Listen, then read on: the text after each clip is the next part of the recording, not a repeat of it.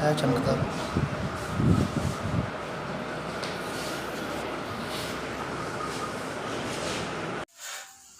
हाँ अस्सलाम वालेकुम बिस्मिल्लाहिर्रहमानिर्रहीम। कहते हैं कि हर दिन का आगाज होता है एक नई सुबह नाल, एक सुबह ने नाल एक नया पैगाम।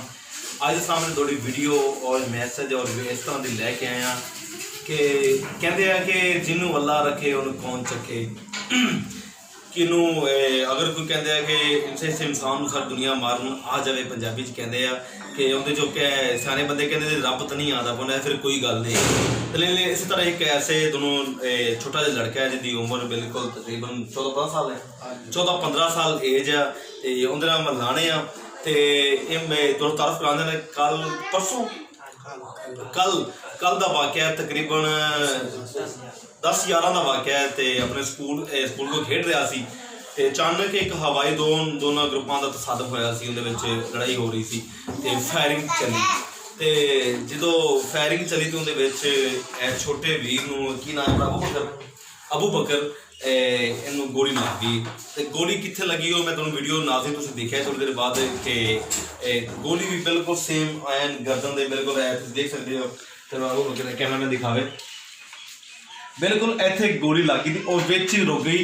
उहदे जो वीडियो तुहानूं बकायदा है वाली वो गोली है तो इन्हें जो वेख्या जो इन्हूं महसूस होया बकाया उहदे नाल गलबात करते हैं असीं पुछदे हैं उहदे कोलों अबू बकर भाई जो गोली लगी तुहानूं की महसूस होया? तुहानूं की महसूस होया जो गोली लगी है तुहानूं अचानक कि गोली लगी तुहानूं थोड़ी जी वैसे ही पता चल जाए गोली लग गई तो वैसे ही बंदा वैसे ही बेहोश हो जाता है। तुहानूं की महसूस होया जो गोली लगी है?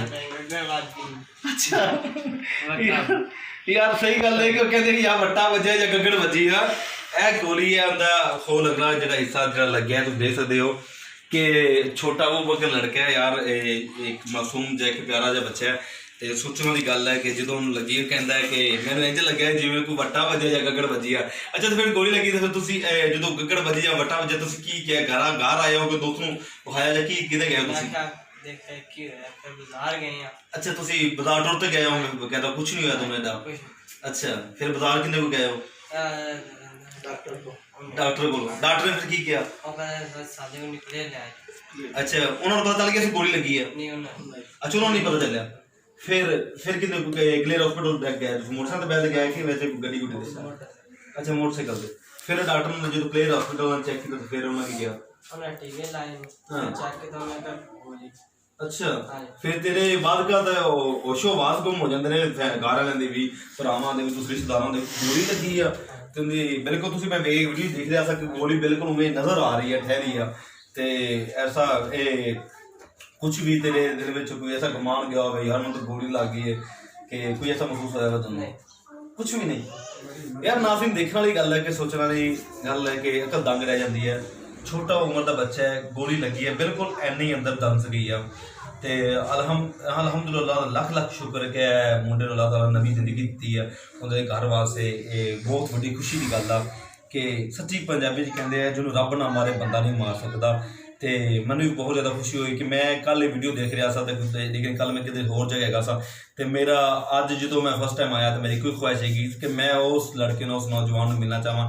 इस तरह साढ़े कराची में कुछ जहाज़ गिरया जो अगले दिन तो उनके दो लड़के ऐसे बच गए। कहते कि जहाज़ भी एक एटम बम होंदा है तो उनके भी बचना नामुमकिन अगर जो बच जाता है वो तो दुनिया का इंसान लकी समझा जाता है। इस तरह अबू बकर भी साढ़े मंडी अहमदाबाद में लकी छोटा बच्चा गिना जाता है कि जिंदे अंदर यह गोली चली जाए लेकिन कुछ भी ऐसा समझ रहे या वट्टा बजे या गोली बजी है यार कि इंदा ईमान इंदा अकीदा इंदा जोड़ा है हौसले मजबूत सन और अल्लाह और रसूल दी रहमो करम होया तो इन कुछ भी नहीं होया बिल्कुल थोड़े सामने उमें लगा फिर कहता पहले उन्हें कोई ट्रिप नहीं लगी थी कुछ नहीं लगी थी तो बस इवें ही है कि छोटी जी पेन महसूस जिमें कहते कंडा वजना इदा ही होया। लेकिन इनके नाल थोड़ी वीर जी तुहानूं इनकी जी पहली वीडियो जो गोली लगी हुई बिल्कुल उमें बैठा है लेटिया है उमें जो उन्होंने गोली कड्डी आ वो भी मैं नाज़रीन नूं मैं अटैच करना। तो मेरे दोस्तों के गुजारिश है कि अगर कोई ऐसा मामला होता है दोनों रोज़ाना हज़ारा क्योंकि पंजाबी पंजाब और बाद कबैली इलाकों में काफ़ी अक्सर फायरिंग होती शादियाँ भी होंदियाँ तो इस तरह कई बेगुनाह लोग जो रस्ते चलते हैं या इरादे बनते हैं वो इतों गुजर जाते हैं। ਤੇ ਉਹਨਾਂ ਨੂੰ ਦੁਨੀਆ ਫਾਨੀ ਤੋਂ ਚਲੇ ਜਾਂਦੇ ਆ। ਲੇਕਿਨ ਪਾਕਿਸਤਾਨੀ ਹੋਣ ਦੇ ਨਾਤੇ ਆਪਣੇ ਦੋਸਤਾਂ ਨੂੰ ਆਪਣਾ ਖਿਆਲ ਕਰਨਾ ਚਾਹੀਦਾ। ਅੱਜ ਇਹ ਭਾਈ ਦੇ ਫਾਰ ਐਗਜ਼ਾਮਪਲ ਅੱਲਾ ਨਾ ਕਰਦਾ ਅਗਰ ਇਹ ਗੋਲੀ ਲੱਗਣ ਨਾਲ ਕੁਛ ਮਾਮਲਾ ਹੋਰ ਹੋ ਜਾਂਦਾ ਤਾਂ ਉਹਨਾਂ ਦੇ ਘਰ ਆਉਣਾ ਤੇ ਉਹਨਾਂ ਦੀ ਫੈਮਿਲੀ 'ਤੇ ਕੀ ਬੀਤਣਾ ਸੀ। ਇਹ ਆਪਣੇ ਸੋਚ ਲਓ ਕਿ ਸਾਡੀ ਫੈਮਿਲੀ 'ਚ ਜਾਂ ਮਾਮਲਾ ਹੁੰਦਾ ਤਾਂ ਕੀ ਕਰਨਾ। ਲੇਕਿਨ ਇਹ ਤੋਂ ਬਾਅਦ ਤੁਹਾਨੂੰ ਕੋਈ ਪਤਾ ਚੱਲਿਆ ਕੋਈ ਕਿਹੜਾ ਬੰਦਾ ਕਿਹੜਾ ਨਹੀਂ ਹੈਗਾ, ਕੋਈ ਪਤਾ नहीं चल रहा। शरीफ बंदे ने कोई ऐसे शायद उन्होंने हाले कोई एप्लीकेशन हाले कोई भाई करे काफ़ी लोगों ने एप्लीकेशन दो, लेकिन इंतहाई शरीफ बंदे ने उन्होंने कोई ऐसा कुछ मामला नहीं किया। उन्हें शायद मतलब अनजाने में लग गई हो, लेकिन उन्हें कोई ऐसी कार्रवाई नहीं की। लेकिन मैं इंशाल्लाह भाई अबू बकर मिलते वही बहुत ज़्यादा खुशी हुई है। तो उन्होंने वास्ते खास दुआवां किया करो। ये साढ़े मंडिया मुताबाद अबू बकर लकी इंसान है। इन्होंने थोड़ा वीर मिर्ज़ा जाट इजाज़त चाहता है। हम मेरा फेसबुक और यूट्यूब चैनल और उसकी कमेंट अपनी राय जरूर देना, और हर रोज़ कोई भी ऐसा वाक़या वकूआ हो तो मिर्ज़ा जाट को जरूर आगाह करना।